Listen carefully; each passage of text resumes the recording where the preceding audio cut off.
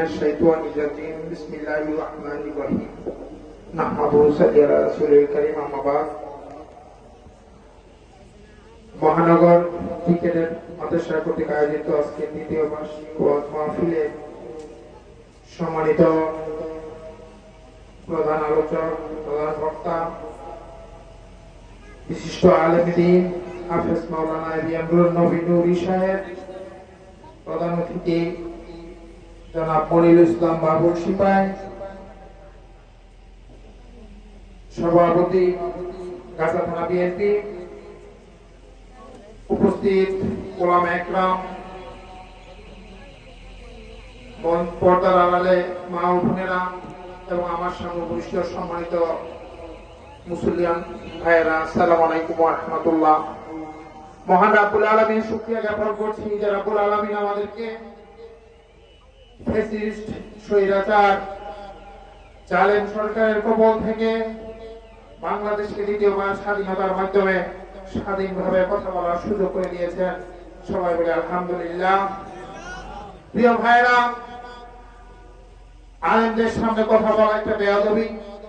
এখানে আলেমরা বসে আছেন, আমি আপনাদের কাছে সময় নিব না। আমি শুধু একটি কথা বলেই আমার সংক্ষিপ্ত বক্তব্য শেষ করবো। আমাকে সভাপতি দায়িত্ব দেওয়া হয়েছিল, যদিও অনেক কথা বলার কথা, আসলে প্রধান বক্তাকে বসিয়ে রেখে কথা বলার একটা বেয়াদবি। আলহামদুলিল্লাহ, আমরা মানুষ, আল্লাহ পাক আমাদেরকে এই দুনিয়ায় সৃষ্টি করেছেন সর্বশ্রেষ্ঠ জাতি হিসাবে। আল্লাহ পাক আমাদেরকে দুনিয়াতে প্রেরণ করেছেন ইন্নী জাইলুন ফিল আরদি খলিফা, আমরা আল্লাহর প্রতিনিধি। এটা আমাদের জন্য একটি সৌভাগ্যের ব্যাপার। যুগে যুগে বিভিন্ন নবী রাসূল দুনিয়াতে এসেছেন, তারা আল্লাহর প্রতিনিধিত্ব করেছেন, আর আমরা আল্লাহ রাসূলের উম্মত এবং সরাসরি আল্লাহর প্রতিনিধি। এটা আমাদের জন্য সৌভাগ্য না ভাই? এটা আমাদের জন্য অবশ্যই সৌভাগ্য। কিন্তু আমরা এই প্রতিনিধি ছাড়া আছি। আজকে বাংলাদেশটাকে যেভাবে ঘোরার কথা, যেভাবে আল্লাহর দেয়া বিধান মতো আমাদের চলার কথা, আমরা সেই বিধানের মতো চলতে পারছি না। আমরা সেই বিধান সমাজে কায়েম করতে পারছি না। এর মূল কারণ সমাজের যে শিক্ষা, সমাজের যে নেতৃত্ব, সমাজ যারা পরিচালনা করে, তারা আমাদেরকে ভুল পথে পরিচালিত করছে। প্রিয় ভাইরা, আজকে সময় এসেছে, আজকে আলেম ওলামা ঐক্যবদ্ধভাবে এই সমাজকে পরিবর্তনের লক্ষ্যে তাদের সমস্ত চিন্তা এবং শক্তি ব্যয় করেন, তাহলে অবশ্যই আমরা একটি সুন্দর রাষ্ট্র, সুন্দর সমাজ দেখতে পাবো। প্রিয় ভাইরা, আজকে বাংলাদেশ নিয়ে চক্রান্ত হচ্ছে, ষড়যন্ত্র হচ্ছে।